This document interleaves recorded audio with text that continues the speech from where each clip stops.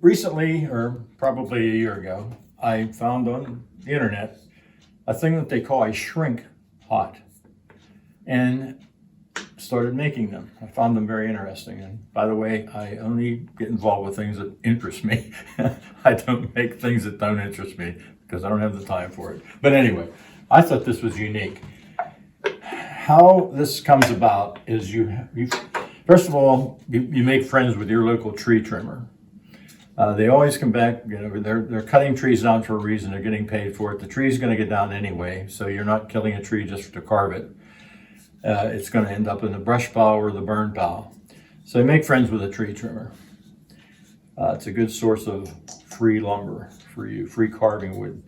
But anyway, you find this, and this is very important that this wood is green. This particular piece is birch, which you can tell because of the color of it. It doesn't have to be birch. It can be any species of tree, as long as it's freshly cut. The idea is you cut it, and by the way, let's back up just for a second. Freshly cut wood is very easy to carve.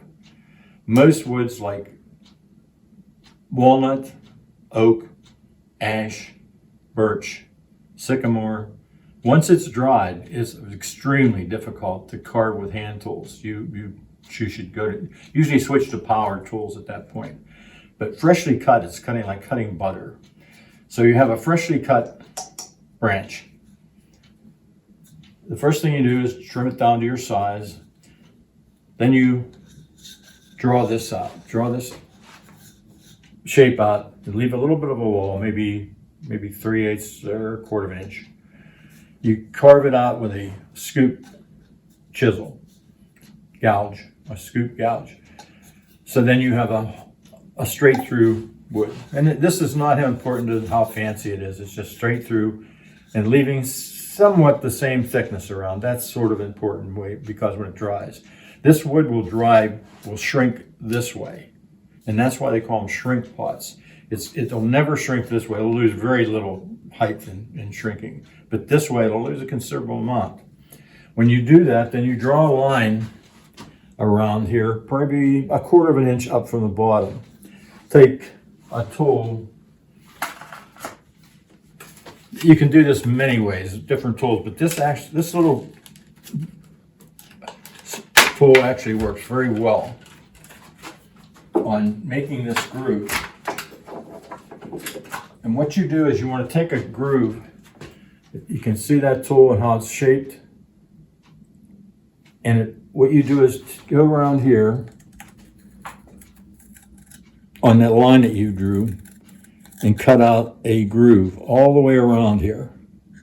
I don't have my glove on, but I should, especially the thumb guard.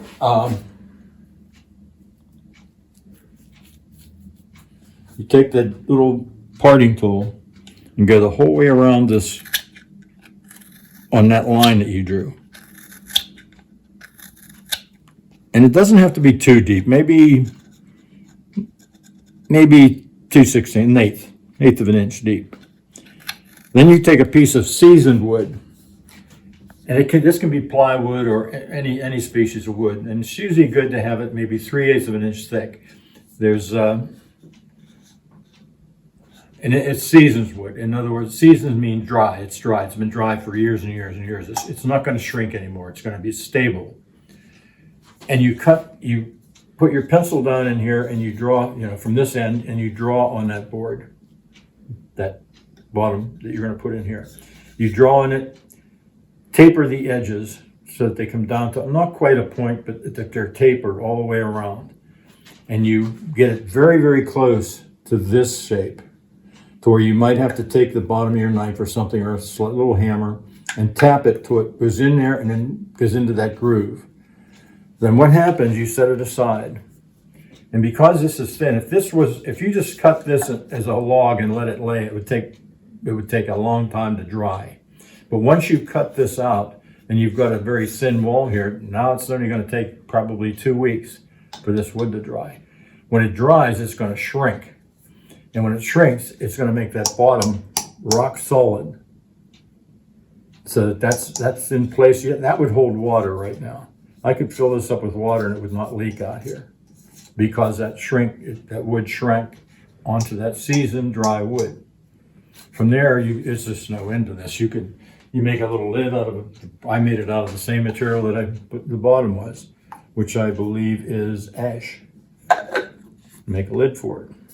You can make these any size. It could be the log that this tree came from.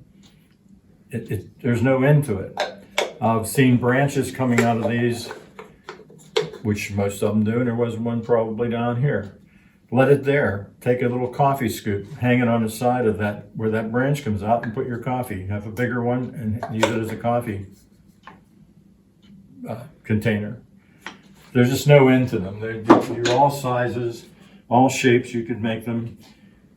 I like the birch because it's colorful. It's attractive, and you don't have to paint it. But so many people just put designs on the side of it, paint it, and most of the paint they use is milk paint, which is non-toxic and food safe. And it's easy to use and safe. So these are rather interesting, and there's, like most things in carving, there's just no end to these. The idea is that you can carve anything if you want any figure, but these can be any size and for any use, even a cup. But I find them very interesting, and they're easy. You don't have to worry about a face where you're carving a figure and keeping this ear as big as this ear. It's just a nice carve, relaxing. And once again, you can do it out in the woods. I mean, with your knife, you can, and your gouge, you don't need electricity. And that's the shrink pot.